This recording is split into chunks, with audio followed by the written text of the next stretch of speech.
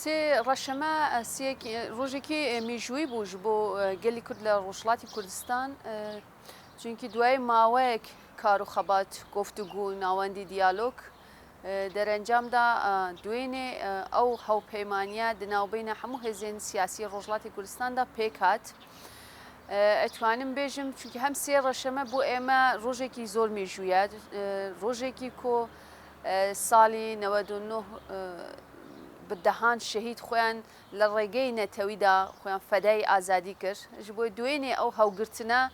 لەسەریدا پێشکەش بێ بۆ ئەو ڕحی شەهیدانەی و ئەو دەرئەنجامی کرد و تەکۆشانی وان بوو. دوای ئەو قاس ساڵ خەبات و تێکۆشان هەوگرتنی ئەحزابین ڕۆژهەڵاتی کوردستان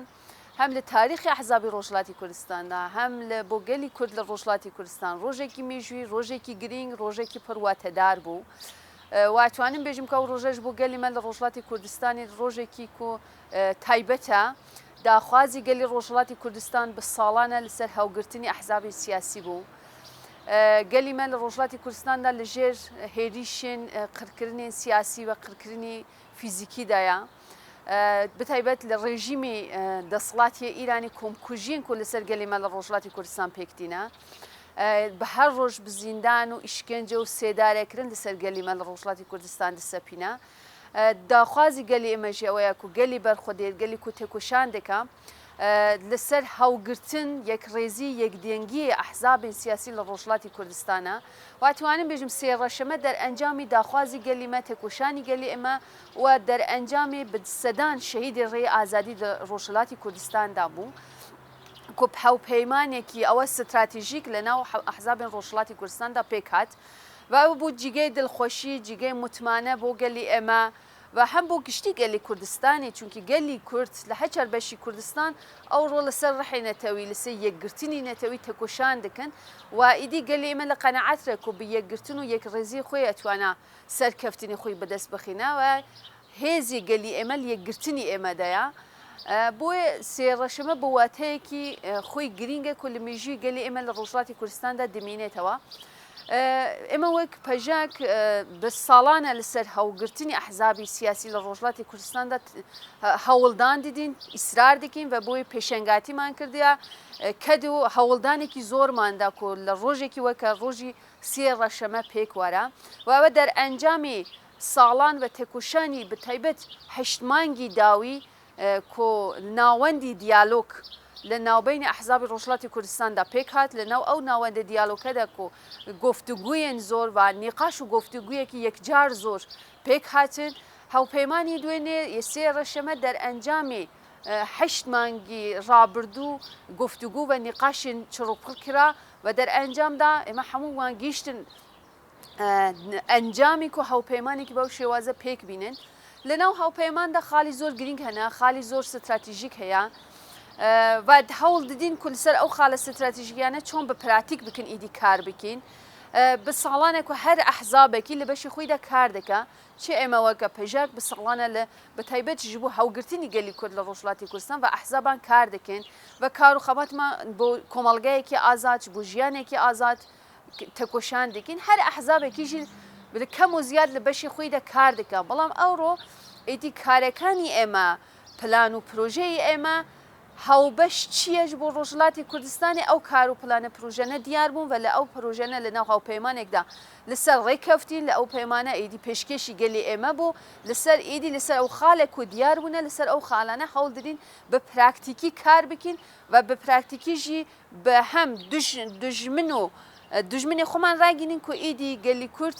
یەک کرد یەکاتی و گەلی کورد یەک بوو تو دژمنێک ناتوانە ئیدی ئەو گەلە لە ناو ببە و هەمیش پەیامێکەش بۆ گەلی ئێمە کۆ ئیدی تەنیا هێزی ئێمە لە یەکگرتندایە و لەسەر ئەو یەکگرتنە بە ئیسرارین بە هەوڵ دەدین ئەو خاڵانەژی بە باشترین شێواز بە پراتیک بکەین. ئیدی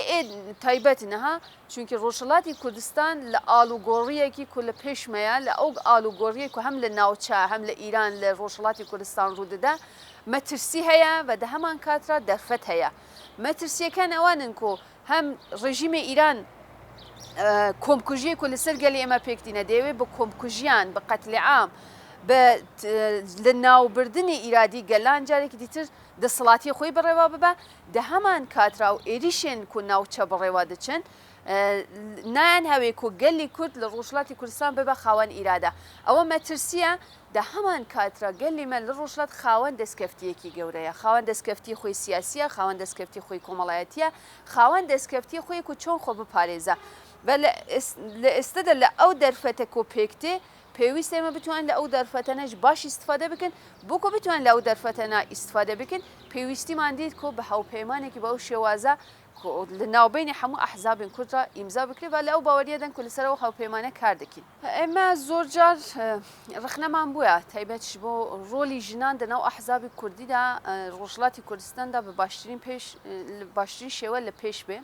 زۆر جار ڕخنەمان بووە چونکی ڕۆلی ژنان کەم دەبێ لە ناو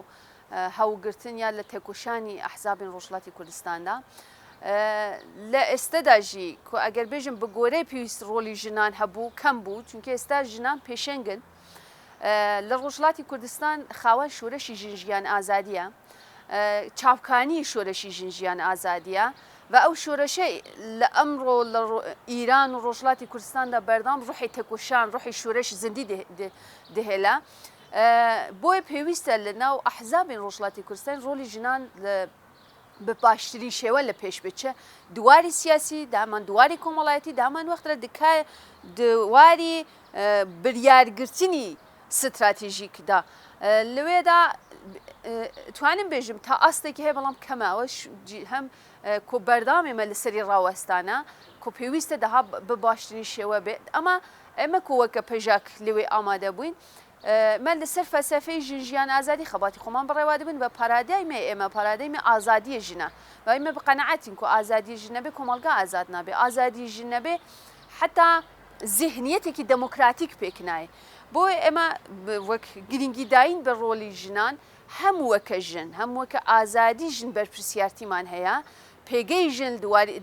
خەباتی سیاسیدا پێگەی ژن دوواری کۆمەڵایەتیدا پێگەی ژن دوواری خۆپاراستندا یەکجار گرنگیەکی زۆر پێدیدن بە ئەو ڕۆڵە ژنان بە پراتیکدا پێکدینین ئێمە بخۆمان وەک هەوسەر و کاتی لەوێ ئامادە بووین هەمووەکە نونەری هەموو ژنان هەم دووەکە نونەری پارتی ئێمە نونەری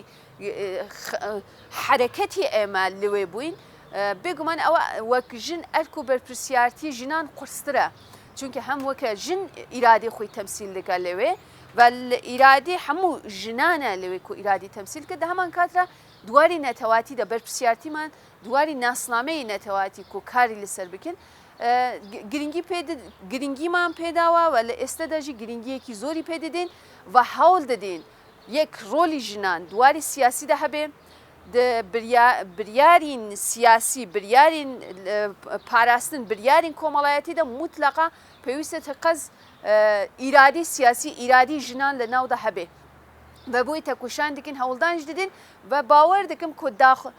لە ئەو قەنەعەتەی کۆ داخوازی گەلی ئێمە لە ڕۆژهەڵاتی کوردستانی ژاوەیە چونکە ئیدی گەلی من لە ڕۆژهەڵاتی کوردستانی بە ئەوە قەنەعەتێک و بە پێشەنگاتی ژنان ئەتوانە شۆرش سەر بکەوێت بە پێشەنگتی ژنان ئەتوانە ئازادی و دەموکراسی مسۆگەر ببێت لە ڕۆژهەڵاتی کوردستان بە لەسەر جۆغرافیای ئیران بۆیژە ئەرک و بەرپرسیارتی ئێمەیەک وەکە حرەکەتی سیاسی وەکە ئەحزابین سیاسی کار و تێکۆشان دکن پێویستە یەکجار گرنگیەکی بخەبەتی تێکۆشانی ژنان بدەین لە ئەو پلتفۆرمەدا تا ئاستەکە بوو بەڵام هێشتاژی کەم بوو هەوڵ دەدەین تێکۆشانی بۆی دکن کۆ لە پێشە ڕۆژدا ڕۆڵ و ئەرکی بەرپرسیارتی ژنان باشترین شێواز لە پێشدا بێ بنێر ئێمە بە شەڕێکی گەورە هەیە لە ناوچە و هەر کەس تایبەت لە ئەو دیزایانی ڕۆژهەڵاتی ناویندا جارێکی دیتر لە ئەو سە ساڵی لە پێش ئێمەدا دەیانهەوێ کۆ گەلی کورد لە هەموو شتێکی مەحروم بهێلێنەوە و دەسەڵاتی خۆیان بسەپینن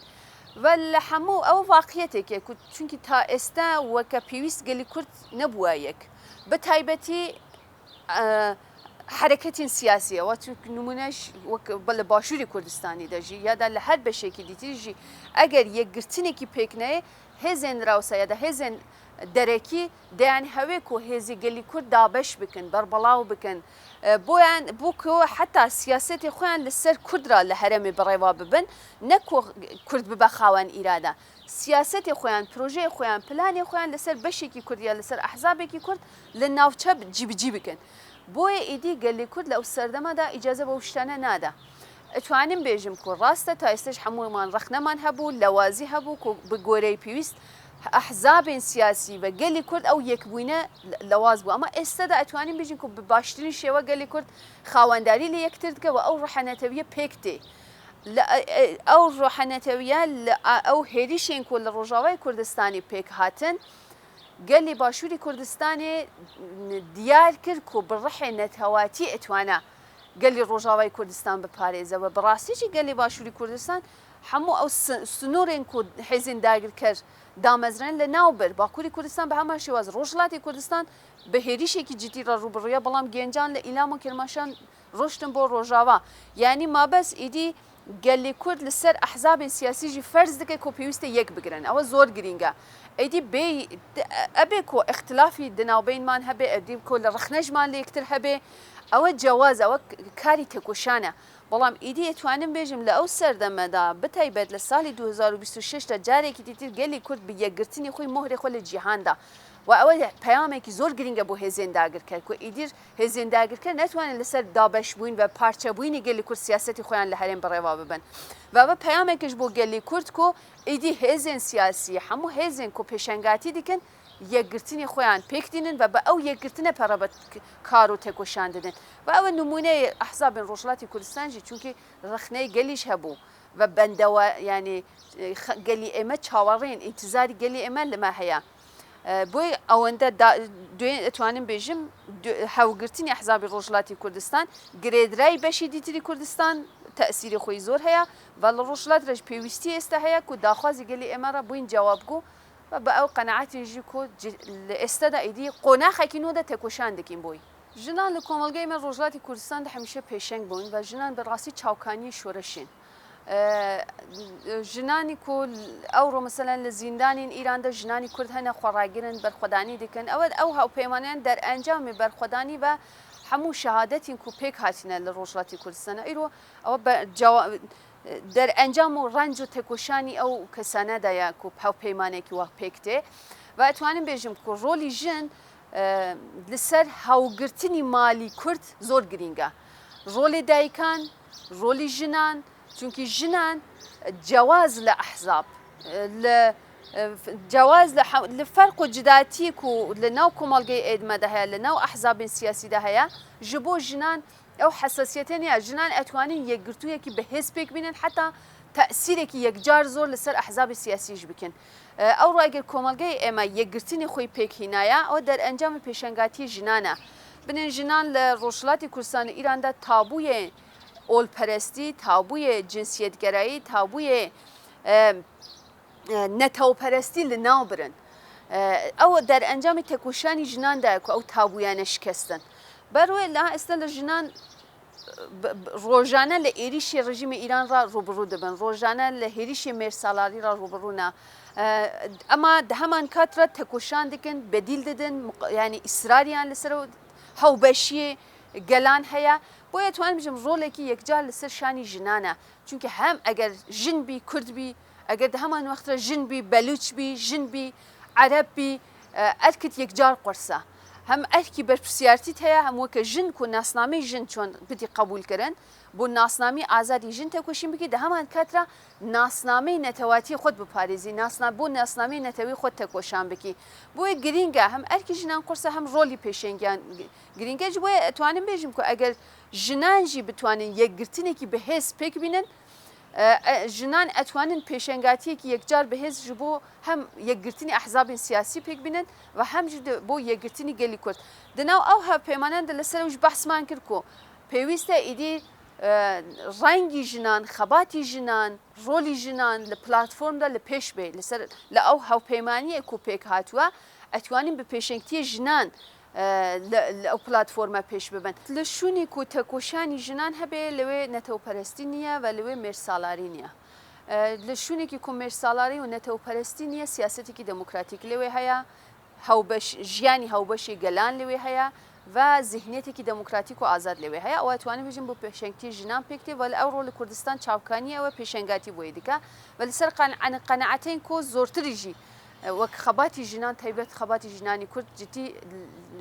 لسر خباتي تكوشاني هاو بشي قلان بيش دكاوي وەک لەسەر ئەو ئەساسە و ئێستا دەیمە قۆناغێکی نوێی تێکۆشان دەین مەرحلەیەکی زۆر حساسە و پێویستی بە تێکۆشانێکی ڕادیقال تێکۆشانێکی بەهێز هەیە هەوڵ دەدین گەلی ئێمەژی پێویستە کۆ ئێمە لە داخوازی گەلیمە ضرورەتی کو ئێستا لەسەر ئێمە فەرزە هەوپەیمانی سیاسی کو لە ناوبەینی ئەحزابی سیاسیدا پێک هاتووە ئێمە هەوڵ دەدین ئەو هاوپەیمانە بە پراتیک بکەین بە گەل ئێمەژی پێویستە بە باشترین شێواز خاوەنداری بکە دە هەمان کاترا خۆ لەسەر ئەو فکرە هەوبەشە لەسەر ئەو پرۆژە پلانە خۆیان بەڕێخستن بکەن سیستمی خۆپاراستنی خۆیان بەهێزتر بەڕێخستن بکەن لە هەر ئەگەرێکیدا لە هەر ڕەوشێکیدا ئیدی پێویستە گەلی کورد ئیجازە بە هیچ هێزێکی داگر کرد هیچ هێزێکی کو دەهێوێ خۆی بسەپینە لەسەر ئیرادی گەلی کورد خۆ ئیجازە بە ئەو هێزانە نەدا بە بە ئیرادی سیاسی خۆی بە هەبوونی خۆی بە ناسنامی ئازادی خۆی